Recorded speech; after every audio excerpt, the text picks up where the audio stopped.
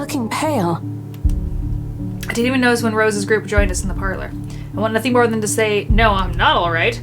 I want to leave this place, because I remember everything as clear as day. This letter and those blood-soaked limbs in the attic. It's real. I'm sorry, I didn't know. Careless. I've been so careless. How do I even tell them that without looking like I've gone mad? We're not showing the letter, because I feel like that's what the ghost wants. Rose, The words are stuck in my throat. I want to tell her, I really do. But is she going to believe me? She already dismissed me earlier. It's concussion, she said. It's not. There really is something in this house, in that attic, in that letter. It's going to go after us. Please believe Dear me. me. Is Isabella alright?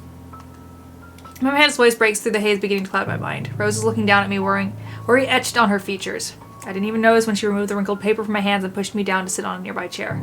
Further to my vision, I can also make out Miss McCullough asking a passing food server for a glass of water. Through it all, Mr. Wright stands in the sideline. Although curious, he appears more inclined to watch the scene than help. They're all as likely to believe me as Rose does. To everyone, whatever's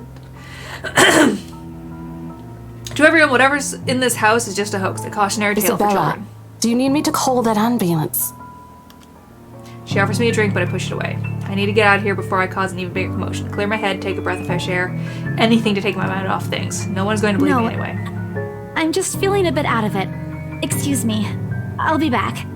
I just need to catch my breath. Bowing my head, I mutter a quick apology and gather my stuff to make a quick exit. It doesn't matter if this place is haunted or not. I've caused trouble, and Rose can be quite unforgiving of behavior like this. I'm almost out the door when she catches up to me. Wait! The apprehension must have been quite obvious on my face because her expression instantly shifts to something gentler, eyes softer, a fond smile spreading on her lips. I'm not angry. I know. I'm sorry I ruined this for you. Come on, you didn't ruin anything. It's not like we haven't ran into any problems before. If we don't get a deal today, we can always try on a different day. And look. She hesitates, completely trailing off but shifting her gaze down to her hands, a small gesture to stall. Her fingers are filling with a piece of folded paper. It's that stupid letter again. My hands stiffen when she gives it back, but I take it nevertheless. More as an automatic response than a desire to have it back. I'll throw it away if I can. But I have this nagging feeling that, one way or another, it'll find its way back to me regardless of what I do about it. Rose, you have to let them know about... I know you want us to get this sale so badly. And we've made a lot of plans on how to go about this. I mean, who wouldn't? This is the first time I've been assigned to a property like this. I've sold plenty of houses before, but nothing like what we have here. It's a beautiful house. I'd love to get one of my own if I ever win the lottery. But I think... Look, here's the thing, Isabella.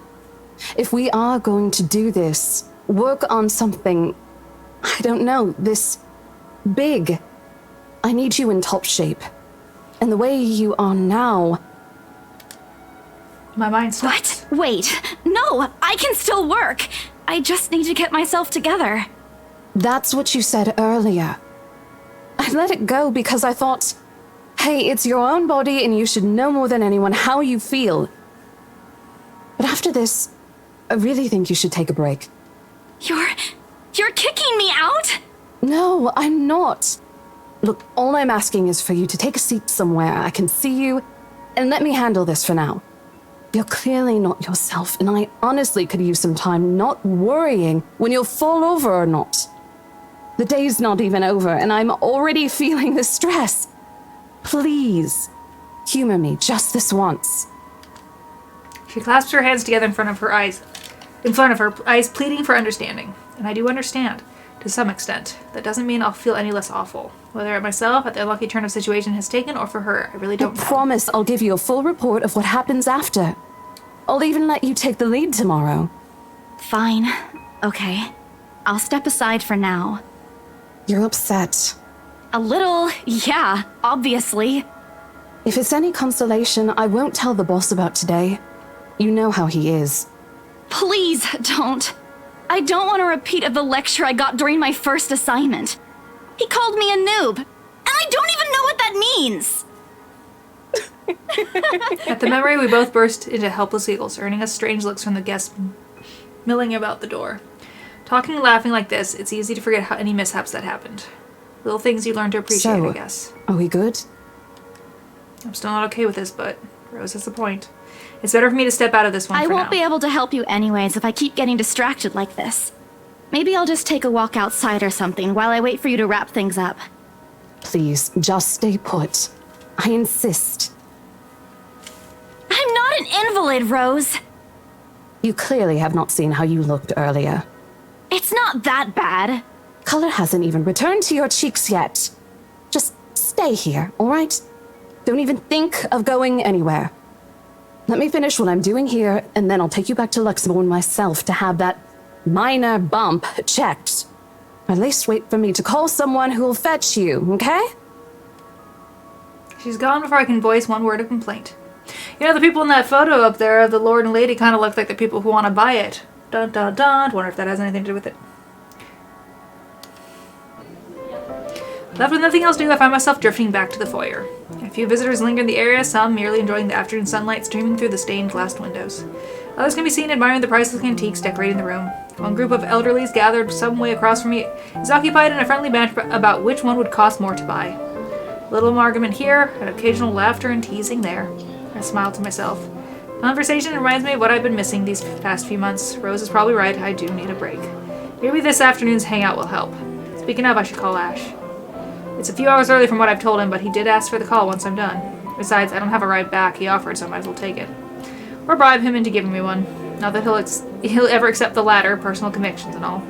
Honestly, if there's something I find admirable in him, despite his tendency to annoy the hell out of me, it's that. Well, whatever may work. A free ride is still a free ride. There's Rose's offer too, but despite what she says, I know she'll be busy for the rest of the afternoon, especially without me assisting. Bothering her for favors as small as this is the last thing I want to do right now. A couple of minutes and a few prayers asking for a decent signal later, the call finally connects, and... Shit! I'm Ash from Deluxe City. Bad guys, watch out. Can't beat me. What? Looking Shit, for how loud trouble? is this thing Better even? not lie. I'm a cool dude. Pretty fly Sharp for an ringing fills Asian the entire guy. hall, disrupting the pleasant quiet that has settled. Soon enough heads begin to turn in search of the source, mine included. My eyes dart around the small crowd, for zeroing in on the lone figure crouched behind the same group of old people checking out the decors moments ago. He is facing away from me, fumbling with something in his hands. But I don't need to see his face to know whose back it is. Oh, I'd recognize that dumb parka anywhere. But bothering to end the call, I marched towards him. Bad guys, watch out. Can't beat me. Looking for trouble? After what happened today, Better I'm not really lie. not in the mood to I'm a deal with cool this. Of all the dude. times Pretty to- fly for an Asian guy. Ashton Frey! What happens next is something I'll surely regret later for having not recorded. He jumps, letting out an undignified yelp, followed by his phone slipping out from his grip. He bounces from one hand to the other in his poor attempt to catch it before utterly falling flat on the floor with a resounding clack. I kind of feel sorry for the phone. And the floor. But it's not every day that you can catch someone like Ash off guard and get a reaction. Damn his stupid detective senses. I'll take every ounce of victory I can get, no matter how small. An awkward pause passes between us. A blink, a cough, he makes a face. And then, in a too quick motion, he ducks and retrieves his absurd gadget, while a grin threatens to break out from my lips. He doesn't meet my eyes when he straightens, but a flush has crept up his neck and cheeks. In another universe, where we haven't even known each other 5 years and suffering through his teasing isn't a day-to-day occurrence, chances are I'd find that adorable. Endearing, even. Unfortunately, this isn't the kind of world. The way things are, I'm already content to see him out of his obnoxiously calm and collected Hello to you disposition. too, scaredy cat. I could stand to be greeted like a normal person, you know. What? And miss that look on your face? No way. Oh man, I should have taken a picture. I am so honored you find this funny. Is that how you treat your guests? I think I need to talk to your supervisor. Talk to yourself. You aren't even a guest here. What are you doing here in the first place? For a moment, he looks like a cat that swallowed the canary. Suddenly, checking every nook and cranny of his phone for any damage or scratches seems to be more interesting activity than explaining Ash. himself. I could be looking to buy a house. A mansion? Yeah, why not? Did you see the view outside? It doesn't look haunted to me at all. He's messing with me. Ashton, I am not in the mood. What are you doing here? He chances a glimpse at some point behind me. Parlor? Curious, I always gaze, but before I can figure out what has caught his attention, he places a hand on my shoulder and turns me back to face I just him. finished working on something, so I dropped by. I still don't see how his work has anything to do with why he's here. At my confused look, he drops the hand resting on my arm, like he has touched something particularly hot, and casually rubs the back of his neck. And I said I'll see if I can pick you up. Turns out I can. Free time and all. So here I am. Figured you'd still be busy, and so I roamed around for a while. Oh, you should have mentioned that sooner. I was about to throw you out. Throw me? Hey, I was given a pamphlet. I think that makes me a legitimate client. We have mandatory sign-in sheets for clients, Ash. I didn't see your name on it. And you can't just roam around because it says open house. Normal people actually follow an etiquette here. Right, okay. I think I'll just go ahead and... No, wait. I wasn't really going to throw you out. Rose said... Never mind. I was just about to leave anyway. Wait, what? Now? Something must have shown in my face because he pauses and gives me a long, hard stare. Sometimes I forget how easy reading people is for Ash, given how he often looks as if everything around him is a chore. I avoid his eyes, hoping he'll drop the subject and won't ask any more questions. The last thing I want is to tell him what happened, especially the part about the letter.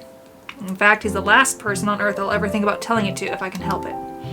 Sure, he's a dependable guy. God knows how many times he has helped me, even without asking for it.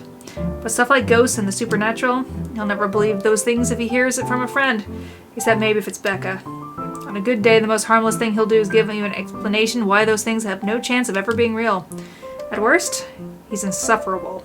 He'll poke fun at you at every single chance he'll get. Ashhole. What did I ever do to him? He never does that to Becca or Zach. He likes you. Which is shit, but...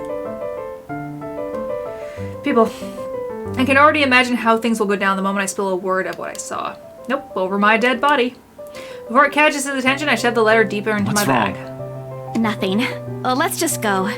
Doesn't look like a nothing to me. We still have Zach's movie tonight, remember? It's still early. And didn't you say your shift will end around 5 or 6? What about... Hey, Isabella, wait up! My rush of air greets me as soon as the main door is open. Not the usual autumn draft, but it's still a welcome change from the stifling atmosphere inside the mansion. Ash's footsteps are quick behind me, the soles of his shoes thumping hard against the polished concrete in an awkward cadence as he rushes to catch up. He calls out once, twice. The mansion still looms in the background. Whispers calling me back, shadows beckoning.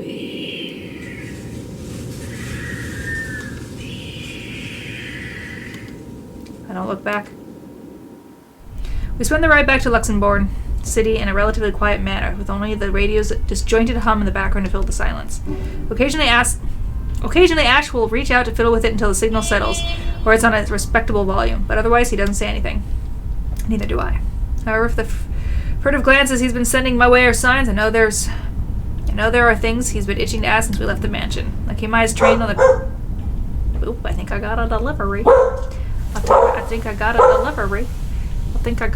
Do we have a delivery?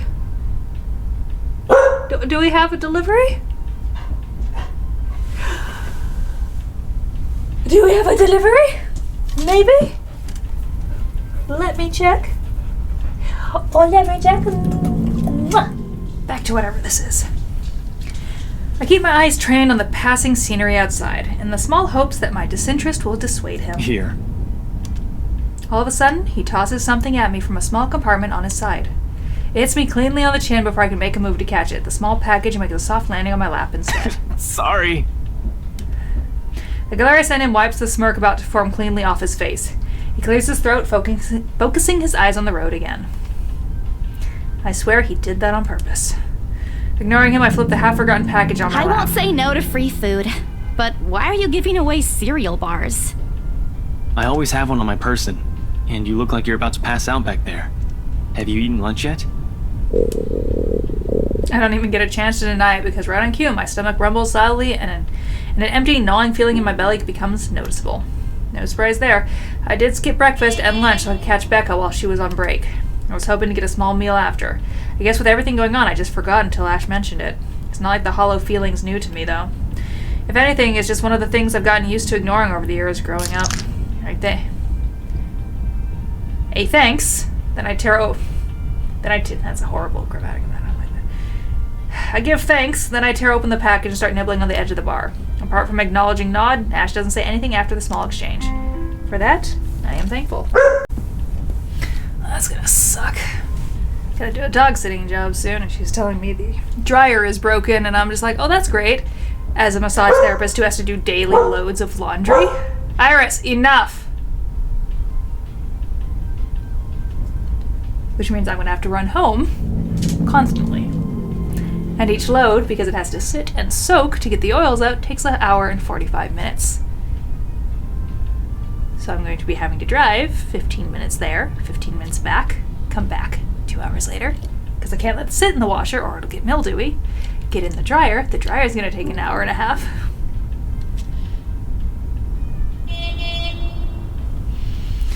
After getting an earful from both Becca and Rose, it's nice to be able to just sit down with someone who's not going to nag at you. How'd the open house go?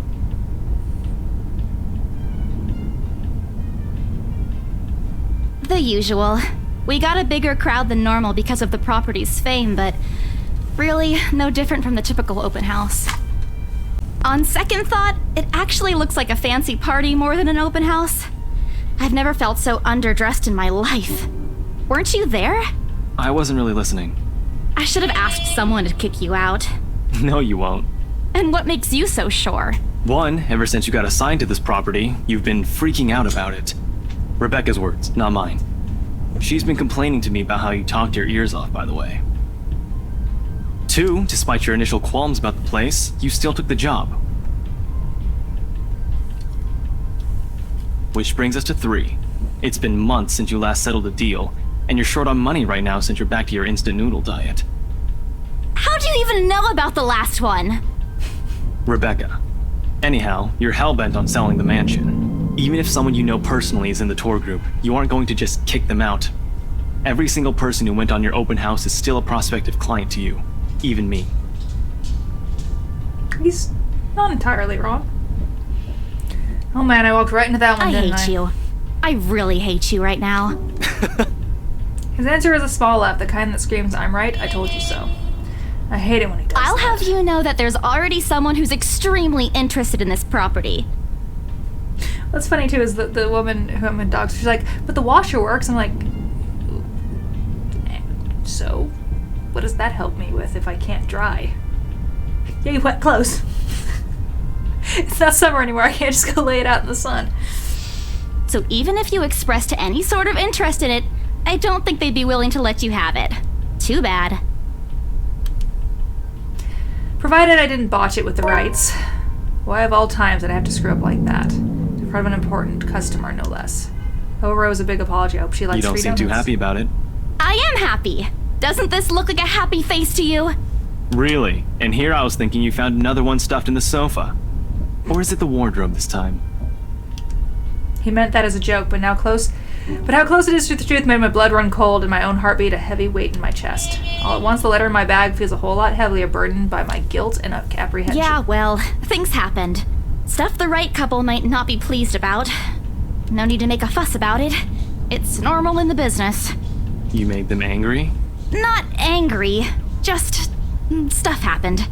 Like? Things. Did they do anything? Your clients, the rights, was it? I can't answer that. At least not without revealing that everything that took place. You keep asking me about my work, yet you haven't said a single word about yours. That's not fair. Both you and Zach have literally disappeared off the face of the earth. An over-exaggeration, but changing the subject to something else is still better than outright lying to him. Outright lying, yeah. Besides, it never works with him. I'm not sure if it's because I'm bad at it or because he's really, really good at his job.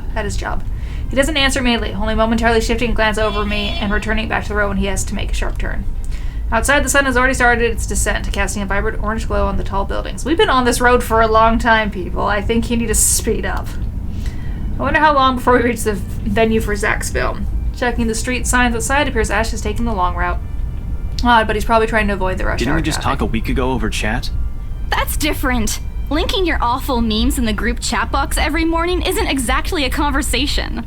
Excuse me, I don't hear you calling them awful while you're laughing at all of them. Shut up! And you aren't answering my question. That earns him a soft punch to his arm. I did laugh at them, but I'm not going to give him the satisfaction of knowing that I find most of them funny. It'll only make his head bigger. Stupid Ash. All right. Lay off on the abuse.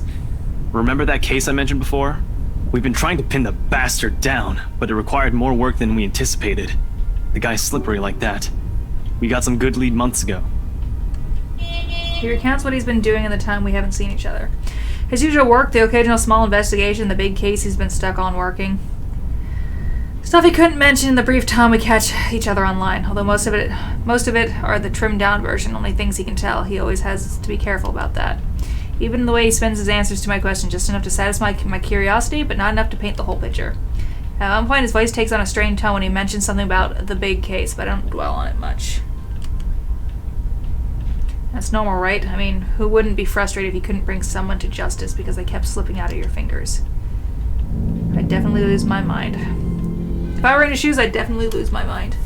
His stories never cease to be entertaining regardless. If things weren't the way they were back home, maybe I would have considered taking on the same job as him. Maybe.